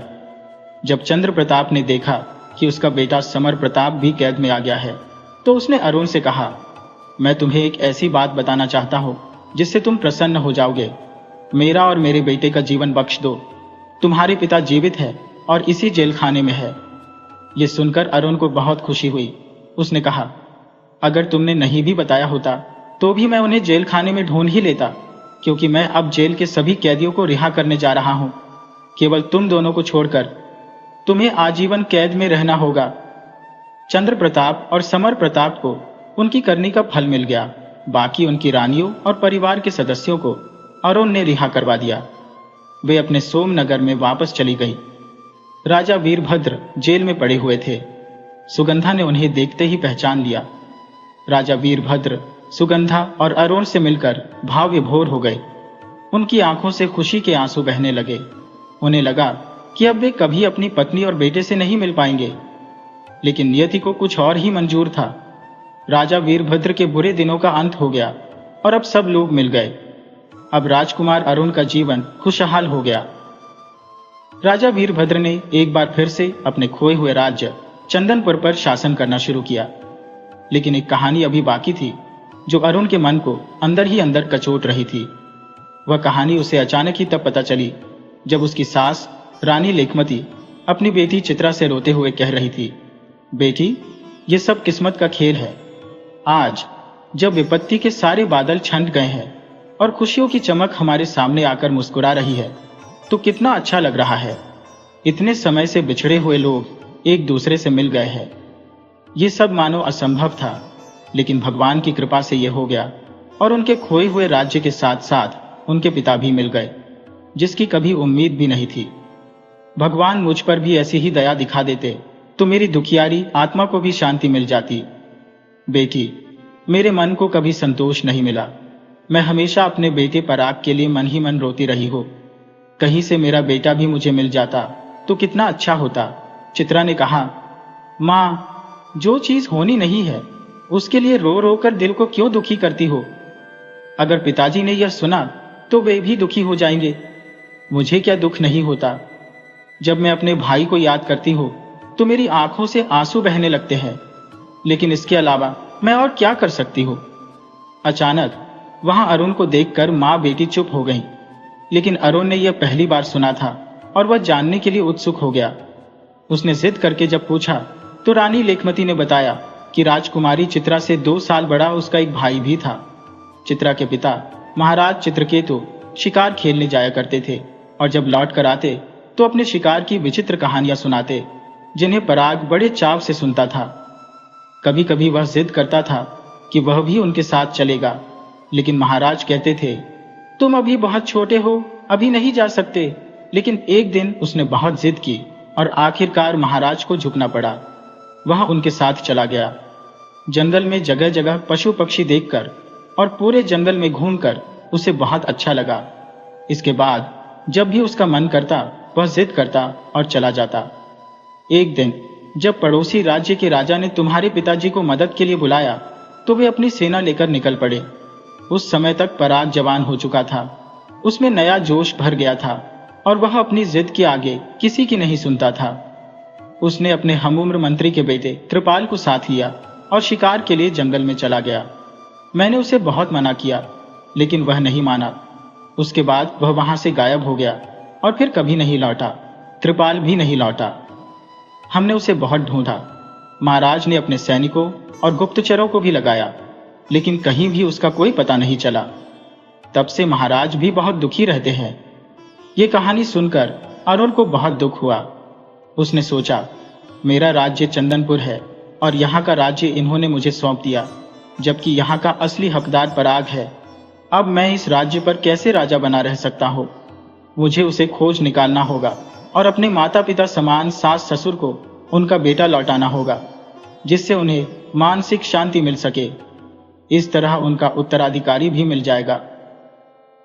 लेकिन अरुण ने उन्हें कोई आश्वासन नहीं दिया और वहां से चला गया। वह एक नए अभियान पर निकल पड़ा, जो था पराग को खोजने का। उसने एक दिन राजा चित्रकेतु से कहा, पिताजी, आपने तो यहाँ के जंगलों में बहुत शिकार खेले हैं, एक दिन मुझे भी शिकार के लिए ले चलिए ना। राजा चित्रकेतु ने उदास मन से कहा, बेटा, अब मेरे मन में राजपाट और शिकार के प्रति कोई रुचि नहीं रह गई है। मैंने अपने मन में वैराग्य उत्पन्न कर लिया है, इसलिए तो मैंने राजपाट तुम्हें सौंप दिया, वरना मैं खुद ही राजा बनकर बैठा रहता। लेकिन फिर भी अरुण ने आग्रह किया, पिताजी, बस एक बार वह स्थान दिखा दीजिए जहां आप शिकार खेलने जाया करते थे। राजा ने बेमन से कहा, ठीक है, चलो। राजा चित्रकेतु पराग के साथ जाने के लिए तैयार हो गए। उन्हें अपने बेटे की बहुत याद आ रही थी। उन्होंने मंत्री कृपानिधान को आदेश दिया, 100 सिपाही और दल बल तैयार करो, हम शिकार के लिए जाएंगे। इतने सालों बाद राजा फिर से शिकार के लिए जाएगा। जैसे ही यह सुना गया, एक खुशी की लहर दौड़ पड़ी। सभी जानते थे कि राजा अब तक कितने उदास थे। यहां तक कि मंत्री कृपानिधान भी अपने बेटे कृपाल के खोने से दुखी थे। राजा की आज्ञा का पालन करते हुए एक बड़ा दलबल शिकार के लिए तैयार हो गया और वे सब एक नए सफर पर रवाना हो गए। अरुण को जानवरों का शिकार करना बिल्कुल भी पसंद नहीं था, लेकिन यह भी उसने सुना था कि यह राजाओं का कर्तव्य होता है, जो उन्हें निभाना पड़ता है। फिर भी उसने शिकार की जगहों को बड़े ध्यान से देखा और याद रखा कि कौन सी जगह कैसी है। उसकी टोली आगे बढ़ रही थी। जहां कहीं भी वे जाते, अपना पड़ाव लगा देते। अरुण घोड़े पर बैठकर जंगल का कोना कोना छान मारता, लेकिन कोई खतरनाक जानवर उस पर हमला नहीं करता था, क्योंकि उसके तरकश में तीर तैयार थे। हर जगह वह खुद जाकर आसपास के गांवों और कबीलों में पूछताछ करता, शायद कोई ऐसी घटना घटी हो जिससे उसे कोई सुराग मिल सके। उसने उत्तर दिशा की ओर आखिरी बचे जंगल का रुख किया, जो नंदनवन के नाम से मशहूर था। उसने सुना था कि यह जंगल बहुत रहस्यमयी है। राजा चित्रकेतु ने उसे वहां जाने से मना किया था और कहा था कि अब तक जितने इलाके देखे गए हैं वे काफी हैं। कुछ लोग कहते थे कि वहां गंधर्व आते हैं, तो कुछ कहते थे कि यह जादूगरों का स्थान है। अरुण ने राजा की बात मान ली थी और अपना दल वापस लेकर रूपनगर लौट आया। राजा चित्रकेतु को सुरक्षित महल में पहुंचाकर अरुण रात के समय चुपचाप अपना घोड़ा तैयार करके वहां से निकल पड़ा। उसके मन में एक बड़ी बेचैनी थी। आखिरकार इस जंगल में कौन से रहस्य छिपे हुए हैं? उसे विश्वास था कि पराग और कृपाल का सुराग इसी जंगल से मिलेगा। रात भर अरुण घोड़े को दौड़ाता रहा और आखिरकार नंदनवन पहुंच गया। उसने अपने इष्ट देव को याद किया और अपने हाथ में पहनी जादुई अंगूठी की तरफ देखा, लेकिन साथ ही उसे नागराज की चेतावनी भी याद आई, जिसने उसे कहा था कि इस अंगूठी का दुरुपयोग मत करना। इसका उपयोग केवल संकट के समय या किसी और के भले के लिए करना। अरुण अंगूठी का दुरुपयोग नहीं करना चाहता था, इसलिए उसने उसे इस्तेमाल नहीं किया। जंगल में घुसते ही अरुण ने खुद को तैयार किया। जंगल में विचित्र आवाजें आ रही थी, जो किसी भी खतरे का संकेत हो सकती थी। अचानक उसने सिंह की जोरदार दहाड़ सुनी और सतर्क हो गया। दहाड़ इस बार उसके बहुत करीब से आई। अरुण ने देखा कि एक भयंकर सिंह उसकी ओर झपट रहा था। उसने तेजी से तरकश से तीर निकाला और शेर की ओर छोड़ दिया। तीर सीधे सिंह के मुंह में जा लगा, लेकिन सिंह मरा नहीं, बल्कि अरुण की आंखों के सामने वह सिंह अपना रूप बदलने लगा और देखते ही देखते वह एक चप्पल हिरण में बदल गया। हिरण वहां से भाग खड़ा हुआ और अरुण उसके पीछे पीछे घोड़ा लेकर दौड़ पड़ा। अरुण ने फिर से तीर निकाला और भागते हुए हिरण पर निशाना साधा। आश्चर्य की बात यह थी कि जैसे ही तीर छोड़ा गया, हिरण गायब हो गया और उसकी जगह पर एक सन्यासी युवक खड़ा मुस्कुरा रहा था। अरुण यह देखकर चौंक गया कि उसने इंसान पर हमला कर दिया। सन्यासी के हाथ में कमंडल था और वह मंत्रमुग्ध करने वाली चाल से आगे बढ़ने लगा। सन्यासी ने अरुण की ओर देखा और उसकी आंखों में ऐसा तेज था कि अरुण उसकी ओर खींचा चला गया। शायद यह उसका सम्मोहन था जिसने अरुण को अपनी गिरफ्त में ले लिया। अरुण अब घोड़े से उतरकर उसे लगाम से पकड़ते हुए धीरे धीरे आगे बढ़ रहा था। चलते चलते वह एक बड़ी पेड़ के पास पहुंचा, जिसकी जड़ के पास एक गुफा जैसी खो बनी हुई थी। उस गुफा के ऊपर झाड़ियां फैली हुई थी। अरुण ने उन झाड़ियों को हटाया और गुफा में दाखिल हो गया। गुफा में घुसते ही वह एक विशाल दरवाजे के सामने पहुंच गया। अरुण अपने घोड़े समेत दरवाजे के अंदर दाखिल हुआ और वहां जो उसने देखा उससे वह अचंभित रह गया। बाहर से तो वह जगह एक साधारण पेड़ लग रहा था, लेकिन अंदर एक अद्भुत और रहस्यमयी दुनिया बसी हुई थी। वह चौड़े रास्ते पर अपने घोड़े को लेकर आगे बढ़ता रहा। उसने देखा कि सामने अस्तबल है, जहां उसने घोड़े को बांध दिया। फिर वह उस शख्स के पीछे पीछे चलने लगा, जैसे कोई गुलाम अपने मालिक का हुक्म मानता है। उसने देखा कि सामने कई महल खड़े थे, जिनमें से एक बड़ा महल सबसे प्रमुख था। महल के द्वार पर संतरी तैनात थे। वे महल के अंदर चले गए और अरुण भी उसके पीछे हो लिया। महल के अंदर एक विशाल कक्ष था, जहां कई लोग पहले से बैठे हुए थे। अरुण को देखते ही वे सब अपने माथे पर हाथ मारने लगे और अपनी छाती पीटने लगे, जैसे कोई मातम मना रहा हो। अरुण ने देखा कि वह सन्यासी जिसे उसने पहले देखा था, अब एक भयानक शक्ल वाले व्यक्ति में बदल गया है, जो बहुत ही कुरूप और डरावना लग रहा था। वह जोर जोर से हंसने लगा और बोला, आज तो बड़ा ही शुभ दिन है जो तू मेरे जाल में फंस गया। तुझे पता नहीं तूने मेरा कितना बड़ा भला किया है। अब मेरे अधूरे काम को पूरा करने के लिए तू आ गया है। अरुण ने पूछा, कौन सा अधूरा काम? वह व्यक्ति बोला, मैं एक महायज्ञ कर रहा हूं, जो तांत्रिक क्रिया का हिस्सा है। मेरा नाम कापालिक है। मेरे पास कई शक्तियां हैं। मैं राजाओं को हराकर चक्रवर्ती सम्राट बनना चाहता हूं और सारे राजाओं को अपने वश में करना चाहता हूं। लेकिन इसमें सबसे बड़ी बाधा है गंधर्व नगर का राजा। वह हर बार मुझे हरा देता है। अरुण ने पूछा, गंधर्व नगर के राजा से तुम्हारा क्या मतलब है? उसने उत्तर दिया, मतलब बहुत गहरा है। तुम्हें पता है कि तुम्हारी पत्नी चित्रा गंधर्व राज की पूर्व जन्म की बेटी यानी राजकुमारी थी। उसे शापवश एक जन्म के लिए मनुष्य का जीवन जीने के लिए दंडित किया गया था। उसने अपने पिता की इच्छा के विरुद्ध एक गंधर्व से विवाह किया था, जिसके परिणाम स्वरूप उन्हें यह दंड मिला था। और जानते हो कि उस गंधर्व का जन्म किसके रूप में हुआ था? वह तुम हो। अब जब तुम दोनों ने अपना दंड भोग लिया है, तो गंधर्व राज को तुम्हें स्वीकार करना पड़ेगा। इसीलिए अब तुम और चित्रा दोनों गंधर्वराज के दामाद और बेटी हो गए हो। अब तुम मेरे कब्जे में हो और मैं तुम्हारे माध्यम से दो शिकार करूंगा।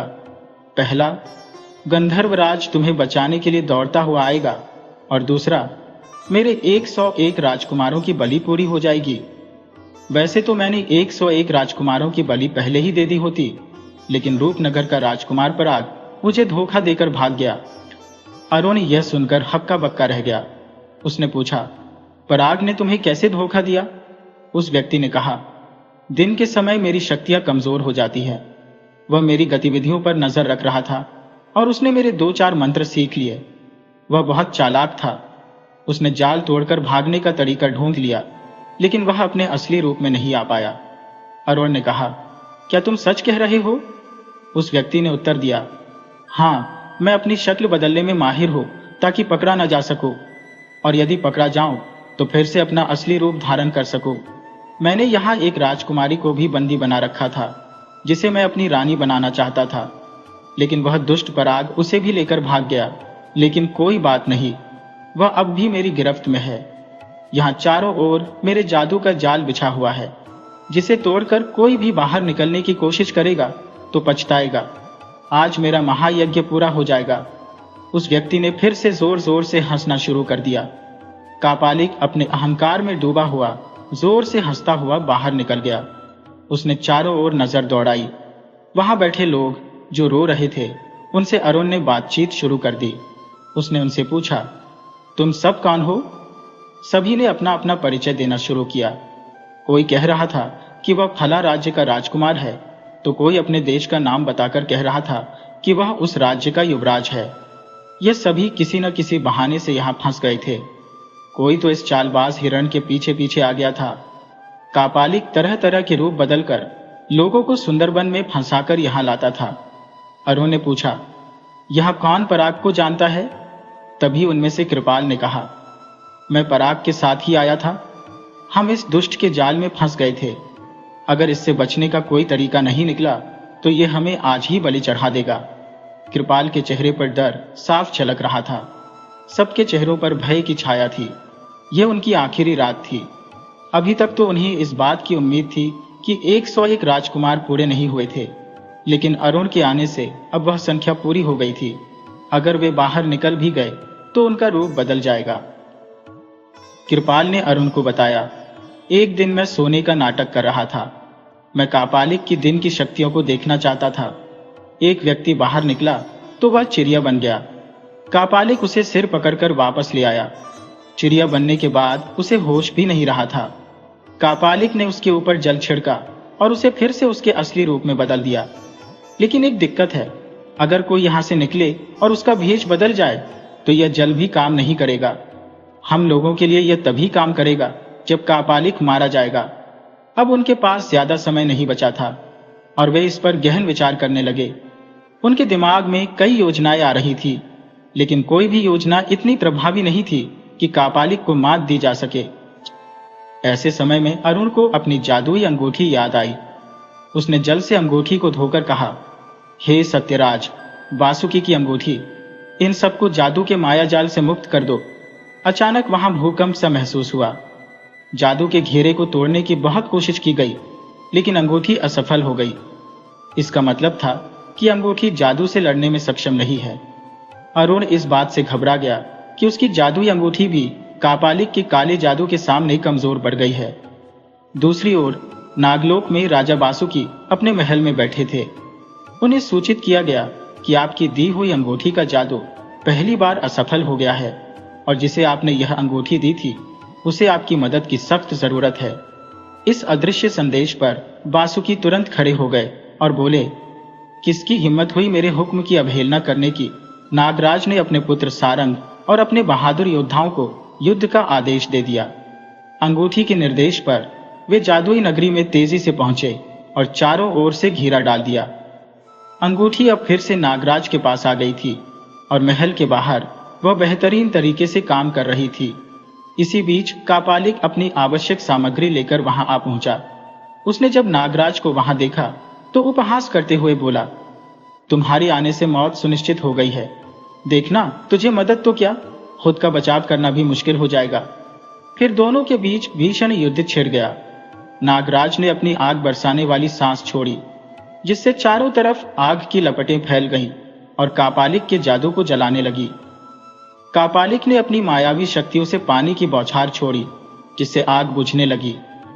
नागराज ने गुस्से में आकर एक और भयंकर वार किया, जिससे सैकड़ों आर्या जहरीले बगुले निकले और कापालिक के जादू की तरंगों को काटने लगे। यह देख कापालिक क्रोध से कांप उठा। उसने अपनी मायावी शक्तियों का उपयोग कर सशस्त्र सैनिकों की एक विशाल फौज तैयार कर दी, जो घातक हथियारों से लैस थे। नागराज, सारंग और उनके वीर सैनिकों ने अपनी सारी शक्तियां एकत्रित की और अपना सबसे घातक लाल जहर बगुलों के माध्यम से हवा में छोड़ दिया। ये बगुले हवा में उड़ते हुए कापालिक के सैनिकों के मुंह में प्रवेश कर गए और पलक झपकते ही वे सभी जहरीले जहर की चपेट में आकर ढेर हो गए। खुद कापालिक भी इस जहर के प्रभाव से बेहोश होने लगा।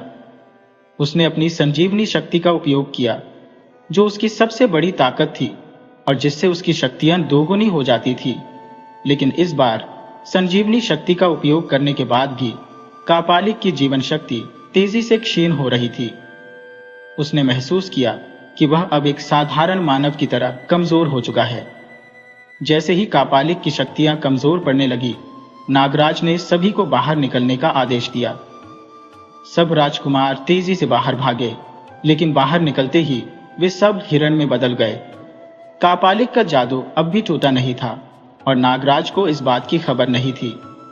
अरुण को इसका पहले से अंदेशा था, लेकिन उसकी चेतावनी को किसी ने अनसुना कर दिया, क्योंकि सब अपनी जान बचाने में लगे थे। अरुण अब हताश महसूस कर रहा था। उसे लगा कि उसकी सारी मेहनत बेकार हो गई है। बाहर आए राजकुमारों को उनके असली रूप में लाना अब बहुत मुश्किल लग रहा था। अरुण महल के दरवाजे पर दौड़ता हुआ पहुंचा और जोर से चिल्लाया, कोई भी जंगल में बिखरना मत, सभी लोग इकट्ठे रहो, मैं कुछ करता हूं। नागराज और कापालिक ने भी उसकी बात सुनी, लेकिन कापालिक अब दो तरफ से घिर चुका था। अगर वह इन हिरणों को इकट्ठा करने की कोशिश करता तो नागराज उस पर भारी पड़ जाता। नागराज ने भी अरुण की चेतावनी सुनी और हिरणों से कहा, तुम सभी एक जगह इकट्ठे रहो, तुम्हें तुम्हारे असली रूप में वापस लाने का पूरा प्रयास किया जाएगा। हालांकि वे राजकुमार अब हिरण बन गए थे, लेकिन वे अरुण की बात समझ सकते थे। उन्होंने सलाह मशविरा किया और तय किया कि वे युद्ध स्थल से दूर किसी सुरक्षित जगह पर छिप जाएं। वे बाहर नहीं आए, क्योंकि उन्हें पता था कि अगर वे बाहर निकले तो किसी और जानवर के रूप में बदल जाएंगे और फिर कुछ नहीं कर पाएंगे। अरुण जल का कलश लेकर खड़ा था, इस उम्मीद में कि जैसे ही कापालिक का जादू टूटे वह जल हिरणों पर छिड़क सके। नागराज ने भी समझ लिया था कि कापालिक को परास्त करना बेहद जरूरी है।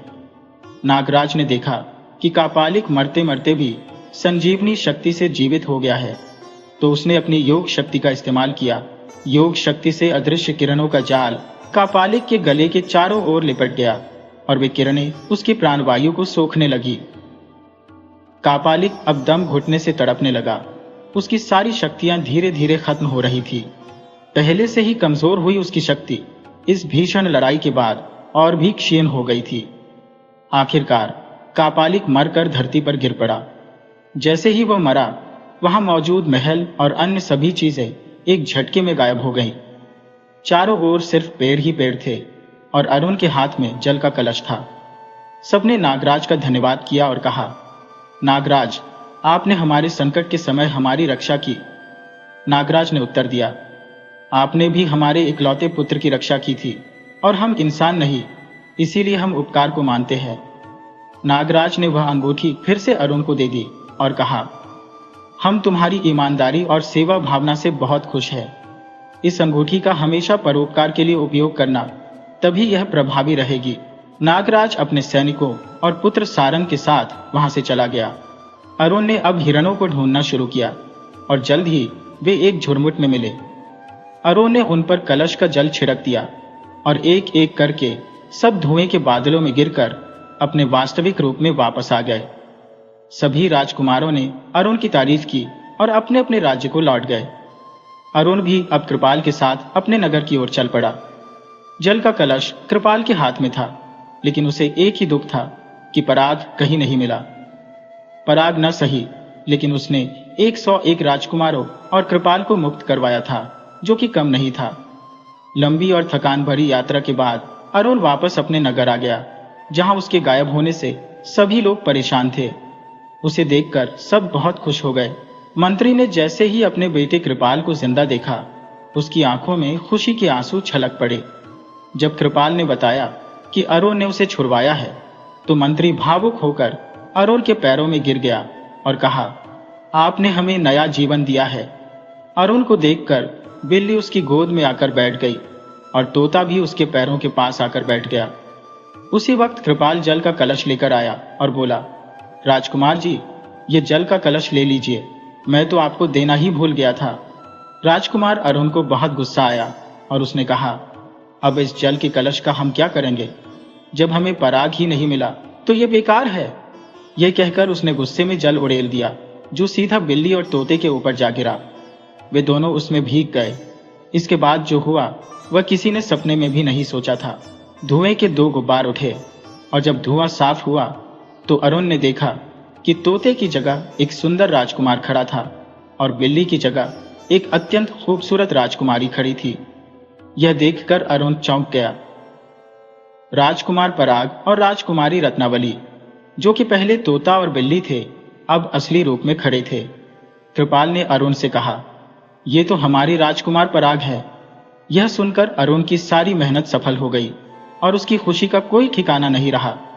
यह समाचार बिजली की तरह महल में फैल गया। राजा चित्रकेतु और रानी लेखमती यह खबर सुनते ही खुशी से झूम उठे। उन्होंने देखा कि वह राजकुमार पराग ही था। पराग दौड़कर अपने माता पिता के गले लग गया। वर्षों बाद अपने बेटे से मिलकर राजा रानी की आंखों में खुशी के आंसू छलक पड़े। रानी की नजर तभी उस सुंदर राजकुमारी पर पड़ी और उन्होंने पूछा, यह कौन है? राजकुमार पराग ने जवाब दिया, ये राजकुमारी रत्नावली है, जिसे कापालिक ने विशाल नगर से अपहरण किया था। हम दोनों ही वहां से भाग निकले थे और हम रूपनगर तक पहुंचते पहुंचते कापालिक के जाल में फंस गए थे। अरुण ने हमें खरीद कर हमारी जान बचाई। राजकुमारी रत्नावली को उनके घर भेजने के बाद राजा चित्रकेतु और रानी लेखमती ने पराग का धन्यवाद किया। अब एक नया समारोह शुरू हुआ। यह समारोह था राजकुमार पराग और राजकुमारी रत्नावली के विवाह का। यह विवाह इतनी धूमधाम से हुआ कि सब लोग दंग रह गए। राजकुमारी रत्नावली अब रानी बनकर रूपनगर में आ गई। एक बार फिर से चारों तरफ खुशियों का माहौल बन गया था। राजा चित्रकेतु और रानी लेखमती का दिल अब सुकून से भर गया था कि उनका उत्तराधिकारी लौट आया है। राजकुमार पराग का राज्याभिषेक बड़े धूमधाम से हुआ। राजा बनने के बाद पराग अपने माता पिता चित्रकेतु और लेखमती को साथ लेकर चंदनपुर चला गया। विदाई के वक्त रानी लेखमती और राजा चित्रकेतु की आंखों में आंसू थे। उन्होंने सुगंधा से कहा, आपने तो हमारा उद्धार कर दिया, आपसे बिछड़ना बहुत मुश्किल होगा। रानी सुगंधा ने कहा, मैं जल्द ही फिर आऊंगी, उदास मत होइए। अरुण ने हंसते हुए कहा, हमारा उड़न खटोला है ना, पलक झपकते ही यहां पहुंच जाएंगे। ये सुनकर सब हंस पड़े और उड़न खटोले को बुलाया। थोड़ी ही देर में उड़न खटोला हवा में उड़ता हुआ ओझल हो गया। राजा चित्रकेतु, रानी लेखमती, राजकुमार पराग और राजकुमारी रत्नावली सब महल में लौट आए। अब सब खुशी खुशी अपनी जिंदगी बिता रहे थे और उनके दुखों के दिन अब बीत चुके थे। सबकी जिंदगी में अब सुख और शांति थी। कालकोट यह सुनकर अत्यंत प्रसन्न हो गया। दोस्तों, अगर आपको हमारी कहानी पसंद आई हो तो प्लीज हमारे चैनल को लाइक करें, सब्सक्राइब करें और शेयर करें। राधे राधे।